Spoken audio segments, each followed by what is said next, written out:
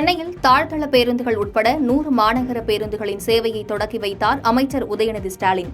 கிளாம்பாக்கம், தீநகர், கோவளம், தாம்பரம் உள்ளிட்ட முக்கிய வழித்தடங்களில் பேருந்துகள் இயக்கம். மக்களின் உயிருக்கும் உடைமைக்கும் பாதுகாப்பு வழங்காமல் பாஜகவினரை முடக்குவதில் மட்டுமே முதலமைச்சர் குறியாக உள்ளதாக அண்ணாமலை குற்றச்சாட்டு.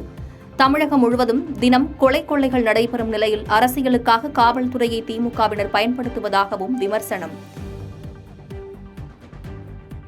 தமிழகத்தில் 17 IPS அதிகாரிகள் பணியிட மாற்றம். நெல்லை மாநகர காவல் ஆணையராக ரூபேஷ்குமார் மீனா நியமனம். படுகொலை செய்யப்பட்ட ஆம்ஸ்ட்ராங் மனைவிக்கு துப்பாக்கி ஏந்திய போலீஸ் பாதுகாப்பு. உயிருக்கு அச்சுறுத்தல் இருப்பதாக புகார் அளிக்கப்பட்ட நிலையில் நடவடிக்கை. மத்திய பிரதேசத்தில் சுற்றுச்சுவர் இடிந்து விழுந்ததில் 9 குழந்தைகள் உயிரிழப்பு. இடிபாடுகளில் சிக்கி படுகாயமடைந்த மேலும் சில குழந்தைகளுக்கு சிகிச்சை. விசாகப்பட்டினம் ரயில் நிலையத்தில் நின்று கொண்டிருந்த ரயிலில் தீ விபத்து. 3 AC வகுப்பு பெட்டிகள் முற்றிலுமாக எரிந்து சேதம். சென்னையில் 2வது நாளாக ரத்து செய்யப்பட்ட புறநகர் மின்சார ரயில்கள். கூடுதல் மாநகர பேருந்துகள் இயக்க பயணிகள் வலியுறுத்தல். அத்திக்கடவு அவிநாசி திட்டத்தை விரைந்து முடிப்பதற்கான நடவடிக்கைகளையும் திமுக அரசு மேற்கொண்டுள்ளது.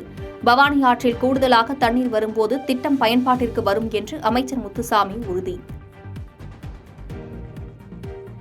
பைக்காரா படகு இல்லத்திற்கு செல்லும் சாலையினை திறந்து வைத்த அமைச்சர். உதகையில் 4 மாதங்களாக மூடப்பட்டிருந்த பைக்காரா படகு இல்லம் இன்று முதல் திறப்பு. பாரிஸ் ஒலிம்பிக் நிறைவு விழாவில் மூவர்ண கொடியை ஏந்தி செல்கிறார் மனு பாக்கர். விரைவில் அதிகாரப்பூர்வ அறிவிப்பு வெளியாகும் என தகவல். தமிழ்நாட்டில் இன்று ராணிப்பேட்டை, காஞ்சிபுரம், செங்கல்பட்டு, விழுப்புரம் உள்ளிட்ட 8 மாவட்டங்களில் கனமழைக்கு வாய்ப்பு. அடுத்த 48 மணி நேரத்தில் சென்னையில் இடி மின்னலுடன் கூடிய மிதமான மழைக்கு வாய்ப்புள்ளதாக சென்னை வானிலை ஆய்வு மையம் தகவல். வயநாடு நிலச்சரிவை தேசிய பேரிடராக அறிவிப்பது குறித்து சட்ட ரீதியிலான பரிசீலனை என மத்திய இணையமைச்சர் சுரேஷ் கோபி தகவல். நிலச்சரிவால் பாதிக்கப்பட்ட பகுதிகளை பார்வையிட்டு நிவாரண முகாம்களில் தங்கியுள்ளவர்களை சந்தித்த பின் பேட்டி.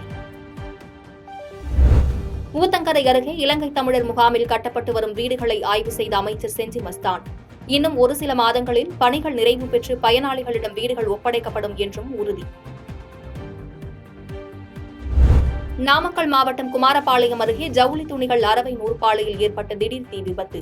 8 மணி நேரம் போராடி தீயை கட்டுக்குள் கொண்டு வந்த தீயணைப்புத் துறையினர். பாரிஸ் ஒலிம்பிக்கில் பெண்கள் 100 மீட்டர் ஓட்டப்பந்தயத்தில் தங்கம் வென்றார் செயின்ட் லூசியா நாட்டைச் சேர்ந்த ஜூலியன் ஆல்ஃபிரட். இறுதிச் சுற்றில் பந்தய தூரத்தை 10.72 வினாடிகளில் ஓடி கடந்தார். பாதகம் செய்பவரை கண்டால் நாம் பயங்கொள்ளலாகாது பாப்பா. மோதி மிதித்து விடு பாப்பா, அவர் முகத்தில் உமிழ்ந்து விடு பாப்பா. அண்மை செய்திகளை உடனுக்குடன் தெரிந்து கொள்ள இணைந்திருங்கள் இயம்நாடு தொலைக்காட்சியுடன்.